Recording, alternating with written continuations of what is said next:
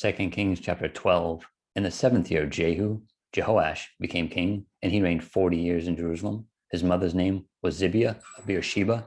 Jehoash did what was right in the sight of the Lord all the days in which Jehoiada the priest instructed him. But the high places were not taken away. The people still sacrificed and burned incense on the high places. And Jehoash said to the priests, all the money of the dedicated gifts that are brought into the house of the Lord, each man's census money, each man's assessment money, and all the money that a man purposes in his heart to bring into the house of the Lord, let the priests take it themselves, each from his constituency, and let them repair the damages of the temple wherever any dilapidation is found.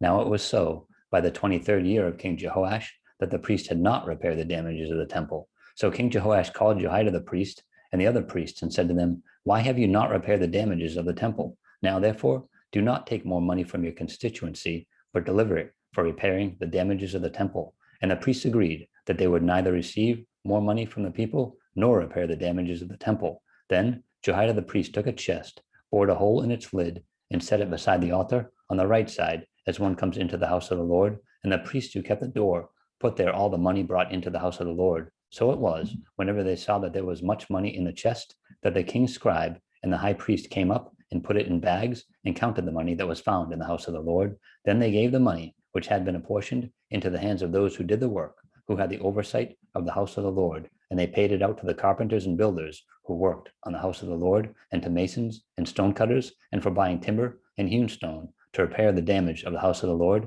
and for all that was paid out to repair the temple. However, there were not made for the house of the Lord basins of silver, trimmers, sprinkling bowls, trumpets, any articles of gold or silver from the money brought into the house of the Lord. But they gave that to the workmen, and they repaired the house of the Lord with it. Moreover, they did not require an account from the men in whose hand they delivered the money to be paid to workmen, for they dealt faithfully. The money from the trespass offerings and the money for the sin offerings was not brought into the house of the Lord. It belonged to the priests.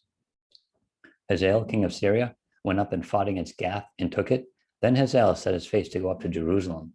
And Jehoash, king of Judah, took all the sacred things that his fathers, Jehoshaphat and Jehoram and Ahaziah, kings of Judah, had dedicated, and his own sacred things, and all the gold found in the treasuries of the house of the Lord and in the king's house, and sent them to Hazael, king of Syria. Then he went away from Jerusalem. Now the rest of the acts of Joash and all that he did, are they not written in the book of the Chronicles of the kings of Judah? And his servants arose and formed a conspiracy and killed Joash in the house of the Millo, which goes down to Silla. For Josachar, the son of Shemiath, and Jehozabad, the son of Shomer, his servants, struck him. So he died, and they buried him with his fathers in the city of David. Then Amaziah, his son, reigned in his place.